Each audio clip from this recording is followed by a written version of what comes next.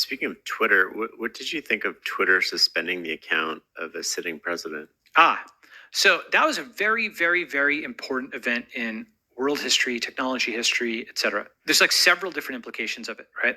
One is it showed that the quote most powerful man in the world was no longer even the most powerful man in his own country. What that signaled, though people may not have seen it quite at that time, is there's a power vacuum. And the second thing it signaled is that American companies could deplatform, not if they could deplatform the American president, they would certainly be able to deplatform any other president or politician around the world who would have much less appeal.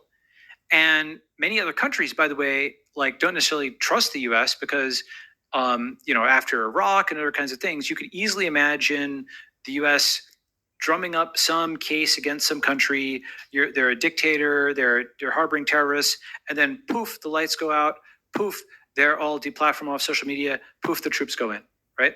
That's like, now I actually don't think the US is organized enough to do that nowadays. Okay. But in theory, they could.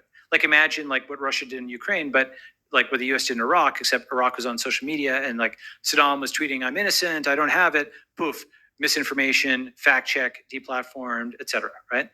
And, what that meant was a lot of countries were like, China actually had an important thing here where they were blocking American social media because if China had let Facebook and Twitter in, then absolutely they would have deplatformed Xi Jinping and what have you. You might say that's good, but it would certainly mean that like China is no longer in control of China. It's American media and social media companies, right?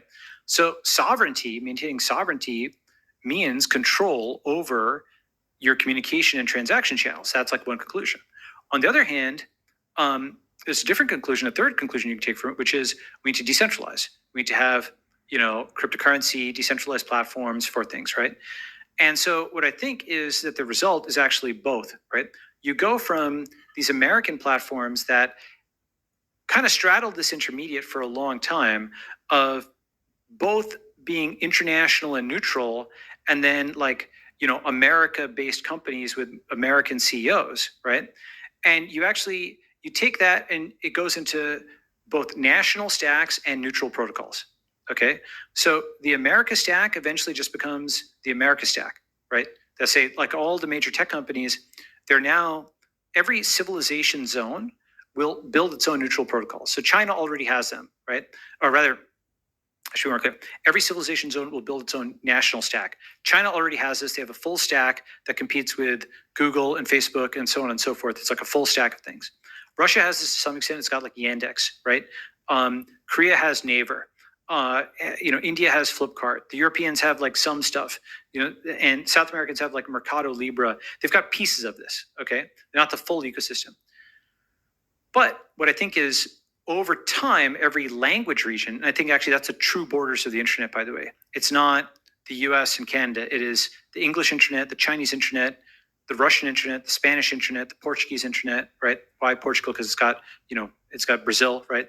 So roughly speaking, the language areas of the internet will in order kind of come, so I think India's English speaking, but it's like its own cluster.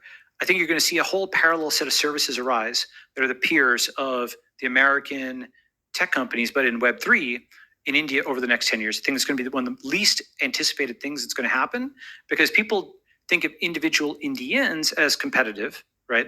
In tech, I think Indians have done pretty well. But India was basically offline. Less than 5% of Indians were online even before 2009. Now it's more than 50%.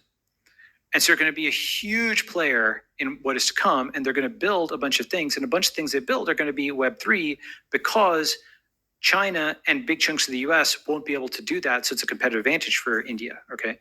Or Indians, really, because the Indians, even if they can't build in India, they will migrate. They're more willing than any other group and more able than any other group, just pick up and migrate. The Chinese are less able because they're getting immigration restrictions placed on them.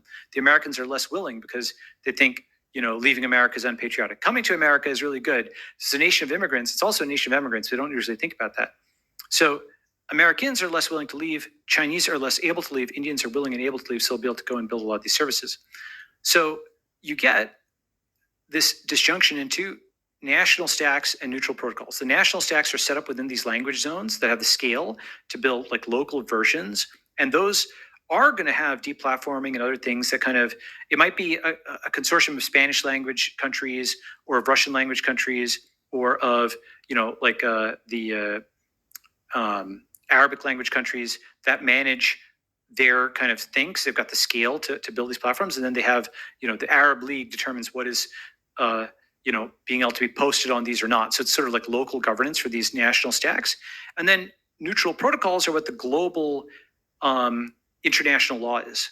Like international law becomes neutral protocols.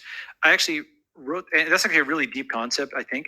I wrote this article with Parag Khanna for foreign policy a couple of months ago. Great protocol politics. The 21st century doesn't belong to China, the US, or Silicon Valley. It belongs to the internet, right? So it's not nation states nor tech companies, but rather decentralized protocols that are going to be the demilitarized zone, like the law of the sea.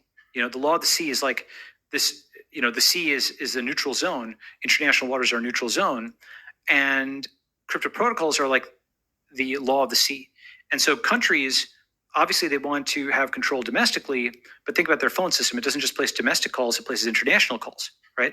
So it won't just place domestic transactions in their digital currency, it will need to place international transactions, and that's where crypto protocols come in. So what happens is that deplatforming of Trump has set off a cascade of things that will lead to national stacks and neutral protocols.